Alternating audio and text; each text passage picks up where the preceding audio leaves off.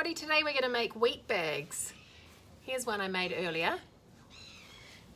We're going to replicate this for today's tutorial. I have made a wee PDF of photos of when I went through to make this so that you can have a look at the PDF if you prefer to do that over a video.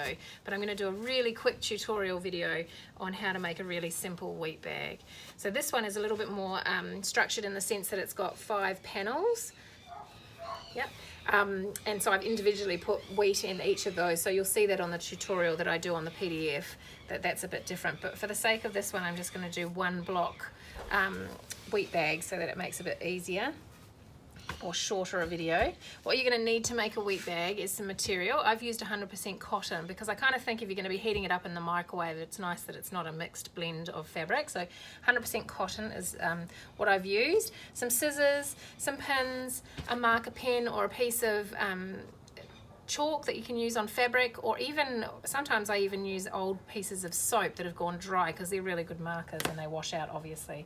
Your sewing machine and some wheat. So I have chook, so it was easy for me to find the wheat, but you can get a bag of wheat from the supermarket, just plain wheat. You can use rice as well, so whatever you want to do. I haven't, for the sake of this tutorial, put any essential oils in, but what you can do as preparation is seal a bag full of wheat with a couple of drops of essential oil that you like in it and leave it for 24 to 48 hours to seep into your wheat, and then when you put it in your wheat bag, obviously when you heat it up, the essential oil will be within the wheat bag.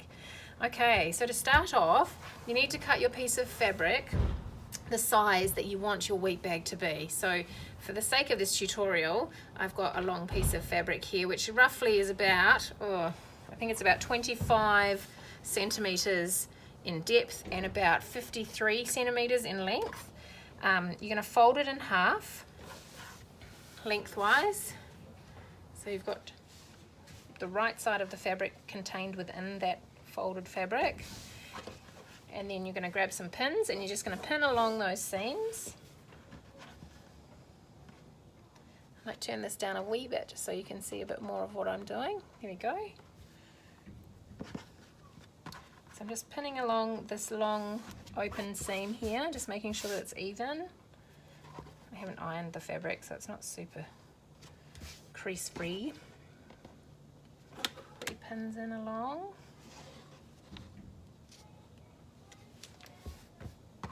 Now I don't really feel like I need to put pins in there, but you can put the pins down the one side if you like. So what we're going to do is we're going to sew along the bottom or one side of our short edge and then all the way along our long edge with just a straight stitch. Okay, so you could use your overlocker for this if you prefer. Either one is fine. And do this real quick on the sewing machine. Now for the sake of this exercise, I've just put about a centimetre and a half of a seam allowance, but like I said, this is so basic, you can do whatever you want. Leave enough room that it actually is going to be easy to trim off afterwards. So for me, I've done a 1.5 centimetre seam allowance, and I'm just going to sew along with a straight stitch.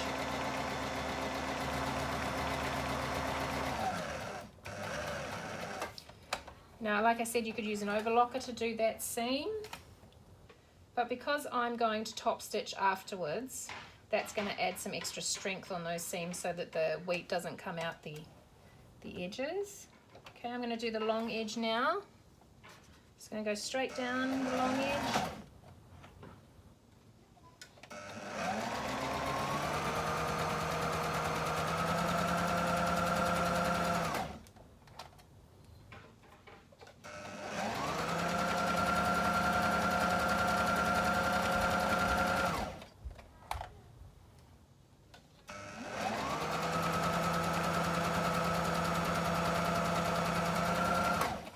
These are great wee birthday presents if you've got any friends that have got birthdays coming up. You could whip them up a wheat bag.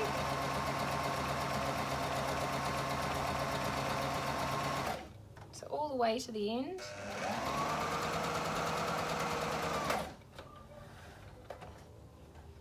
And cut it free there. So now what we've done is we've sewn along one edge of the small edge, and we've sewn along the long length. So now what I would like to do is just to trim that corner so that when you're folding this fabric right side out, It's not so bulky right by the edge. So you just trim it on an angle right by your seams there. I'm just going to cut off the loose threads. Now, like I said, again, you can overlock those edges if you'd prefer to. I'm not going to this time round. And we turn it in the right way.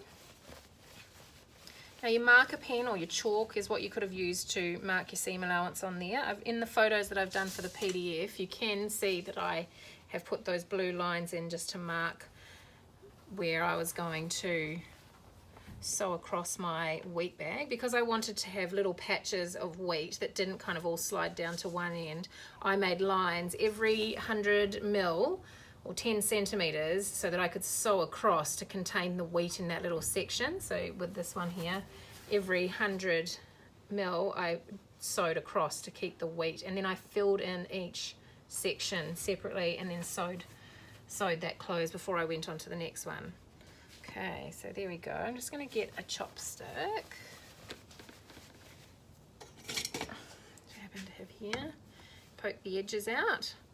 Now, like I said, after we've put the wheat in, we're going to top stitch over these two seams just to create some extra strength so that the wheat doesn't come out. Now, you can fill the wheat bag in two ways.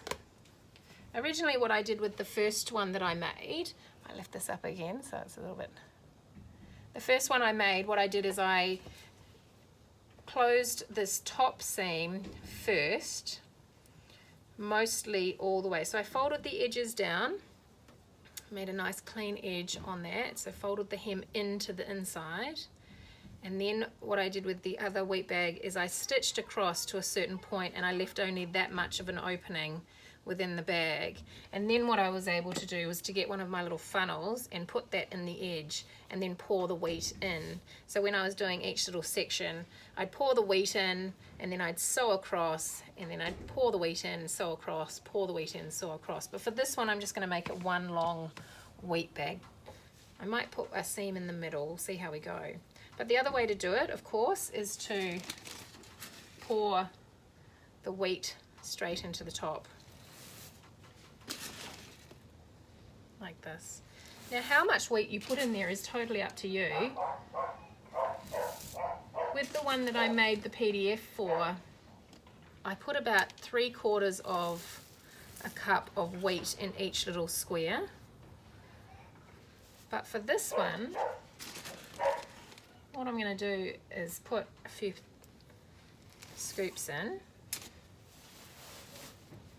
then I'm going to lie it down and just see how fat it is when it lies down, how much more I think I might like to put in. What you could do is sort of fill halfway and then fold it up, and then hypothetically all of the wheat will sort of spread down. Actually, what I might do, stop my dog from barking,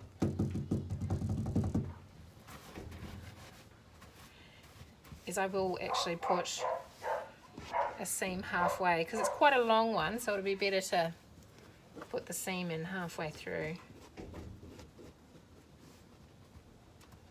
Okay, so you can see there, I can, when I sort of put the wheat out evenly, it's a really nice amount, would be a nice weight on my shoulders. So I'm just going to put a seam there to contain that wheat within there. So I'm just going to straight stitch across.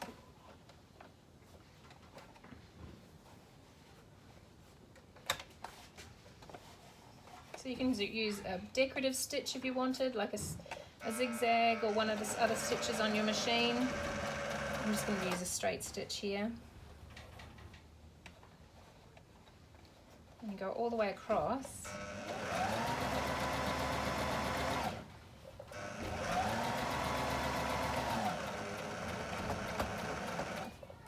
And go back, and I'm going to put the needle back into the fabric, and I'm going to turn it around and sew back across to create extra strength in that seam.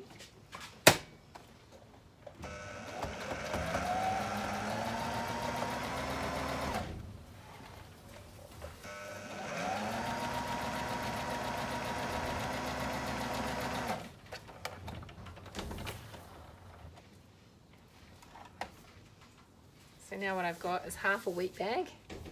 with the wheat contained in there. And I'm going to snip off the little dangly bits, and then I'm going to put more wheat in.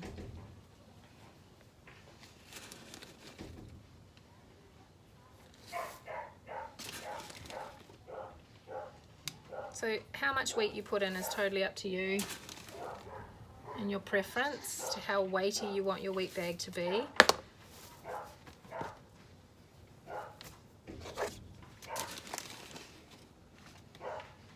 My dog's out there having fun with a ball. Sorry about that. Okay, so I keep that just a rough feel. I think that's probably going to be a nice even weight dispersed across that second section.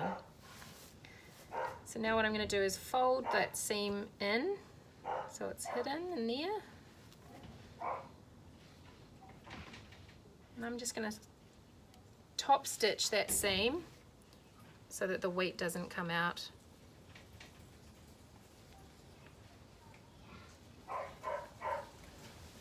There. I like to pin it just to keep it in place so that it's easier to sew.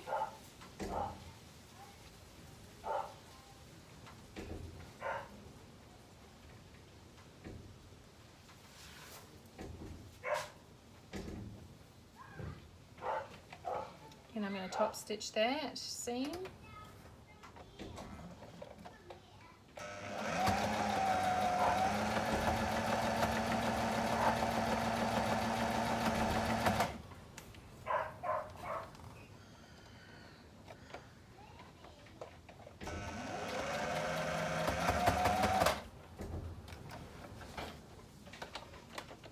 And I'm going to go back across and just double stitch that so it's nice and firm.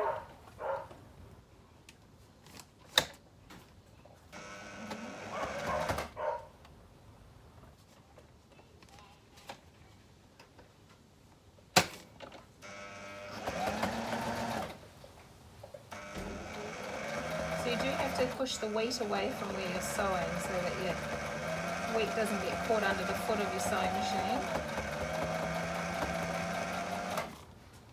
There we go.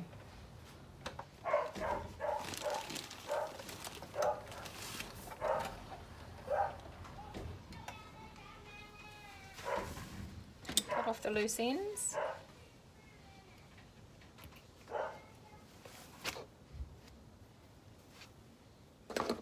Take the pins out. And there you have it. A really simple wheat bag.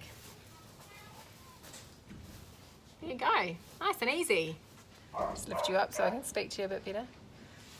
So super easy. If you wanted to, like I did with the first one that I made for the tutorial, I went and I top stitched across the seams that were holding our fabric together in the first place, and that's just to create strength and to prevent wheat from finding its way out the seams. So there you go, really simple wheat bag. Like I said, you can make whatever shape you want, big square ones.